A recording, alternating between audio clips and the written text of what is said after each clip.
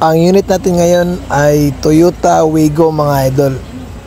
Magpapalit tayo ng brake shoe sa likod mga idol. So manipis na siya.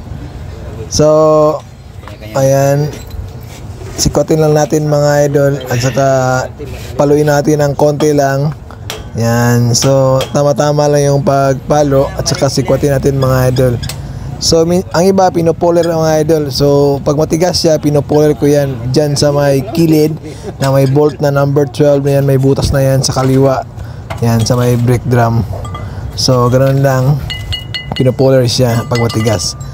So ngayon mga idol ay tatanggalin natin yung brake shoe mga idol. So ang maghahawak ng muna na ito is yung kapatid ko mga idol. Ayan, so ikutin lang yung lock na yan sa may spring, saka kukunin yung pin mga idol.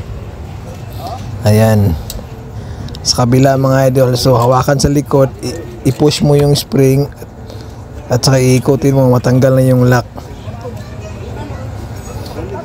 Ayan.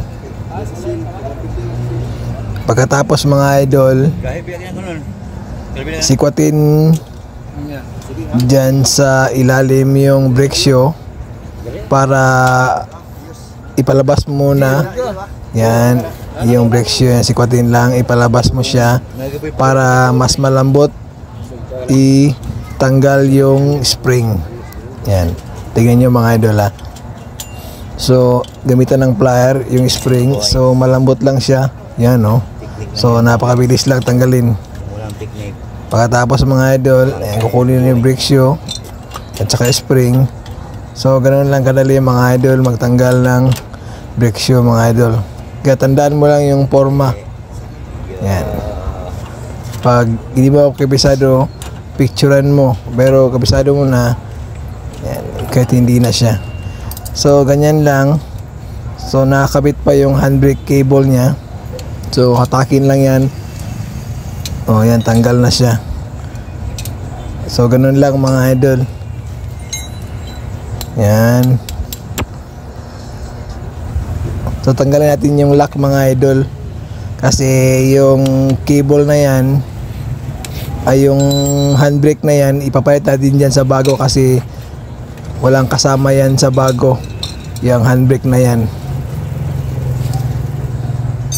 So dyan ikakabit natin sa bago mga idol. At saka itong lock.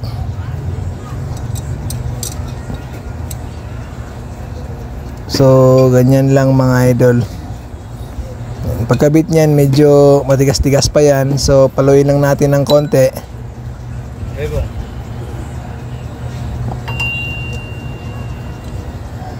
Kasi may pintura pa siya. Wala tayong run file eh. So yan lang. Tapos galaw-galawin na natin yung handbrake at saka yung brake shoe para makuha yung pintura na yan sa loob kasi 0-0 pa yan mga idol. Ayan, nagkabit natin yung lock.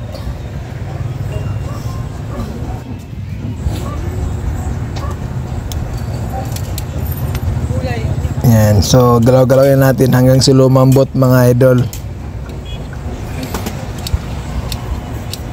Ayan. Oh, ayan. So malambot na siya oh. So hindi na siya matigas. Ayan. Yun. Oh, so medyo malambot na siya oh. Yun, okay na yan. So pagkatapos mga idol, ikakabit natin ulit dyan sa may handbrake cable niya.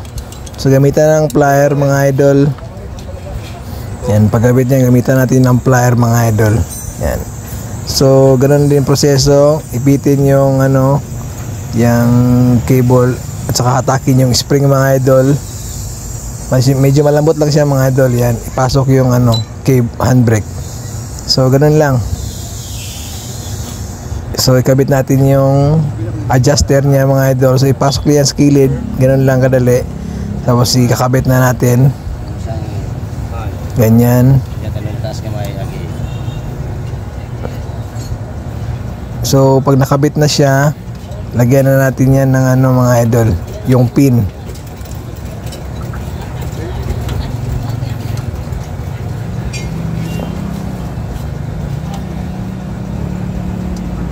So, ganyan lang. So, ikabit natin yung pin mga idol.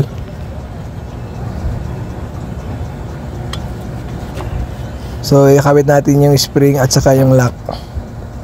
Yan.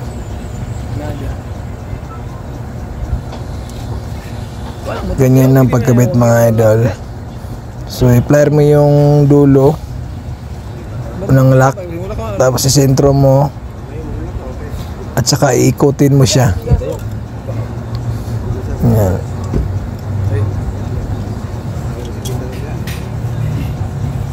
Yan, so ganoon lang kadali magkabit mga idol ng lock niya mga idol. So sa kabila naman, kabit natin yung brake shoe ulit. Unahin muna yung spring mga idol, yan sa gilid. At saka dyan sa itaas ng kabilang brake shoe. At pagkatapos mga idol, yung adjuster, ipapasok na natin dyan sa may butas sa may brake shoe.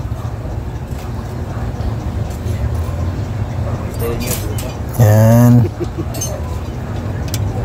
Ayan, so pag napasok na siya, ganyan.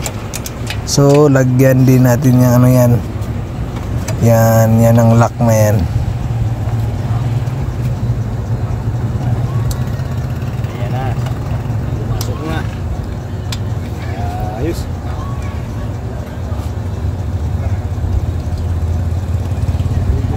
So lagyan ng lock ulit.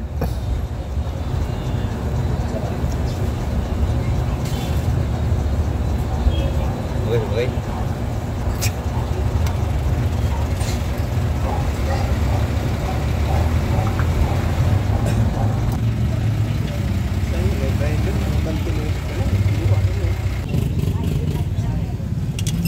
So pagkatapos niyan mga idol, Malapit kabit na natin malugay. yung spring sa baba mga idol. Malayo din.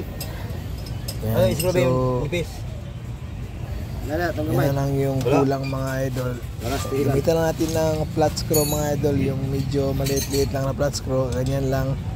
So ipaibaba yung pag hatak. Yan. So push mo lang sa kamay, kailangan dahan-dahan para may pasok mo yan. So paluin lang ng konti. Yan. So pasok na siya mga idol. Ngayon mga idol, kakabit natin yung brake drum. Ayan. Ayan natin para i-adjust natin pag maluwag siya. Ayan. So maluwag pa siya mga idol. So adjustan natin mga idol. Yan dyan sa may gilid mga idol. Yan, paluin lang yan ng konti. Yan. Aakyat na yung adjuster niya, yung brake shoe niya. So, kabit natin ulit yung brake drum mga idol. Ayan, so, i-align muna natin yung brake shoe. Kabit natin. Yun. So, nasobrahan siya mga idol.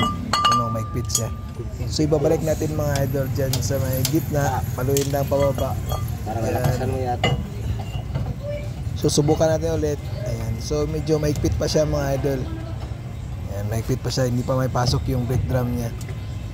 So, i-adjust natin ulit pababa mga idol.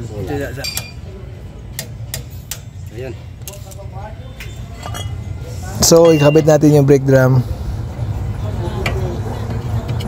Ayan. So, ayan. Ikutin natin. Ayan. So, okay na yan mga idol. Kasi naiikot na siya sa kamay. Pero pag ikabit na yung gulong, mas mas malambot pa siya. At least, medyo papil-papil yung brake shoe niya sa brake drum. Yan, so kabit na yung gulong mga idol. Abangan ako na, pero kung pag-abang kayo mo. Na, shout out na yan. Okay, Jupay na yun ba? Kamu ka Jupay. So, yun lang. Thank you.